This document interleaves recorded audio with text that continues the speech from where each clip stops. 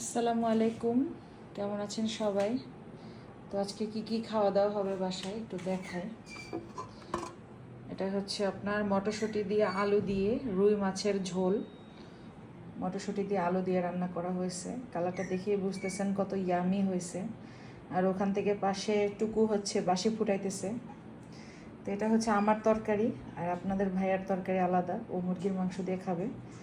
তো এটা হচ্ছে মাছের তরকারিটা, আর মুরগির তরকারিটা একটু দেখাই। এই যে হচ্ছে মুরগির তরকারি, এটা হচ্ছে পেঁপে দিয়ে মুরগির মাংস রান্না করা, পেঁপে দিয়ে মুরগির মাংস। তো এটা আপনাদের ভাইয়ার তরকারি, এটা দিয়ে ও খাবে।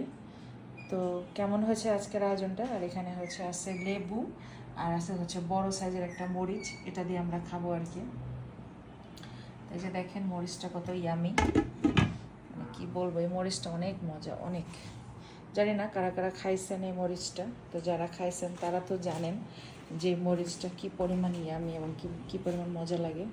তো এই যে দেখেন মরিচটা আমি দেখাই, এটা চায়নারা খায়, কোরিয়ানরাও খায় দেখি, ইয়া দিয়ে সস দিয়ে ভরায় ভরায় খায় আর কি। তো এটা আমার অনেক পছন্দের একটা জিনিস, এটা দিয়ে আমি একটু পরে ভাত খাবো। তো আজকের জন্য এতটুকুই। তো সবাই ভালো থাকবেন, সুস্থ থাকবেন, আল্লাহ হাফেজ। আর আমাদের জন্য দোয়া করবেন। টাটা।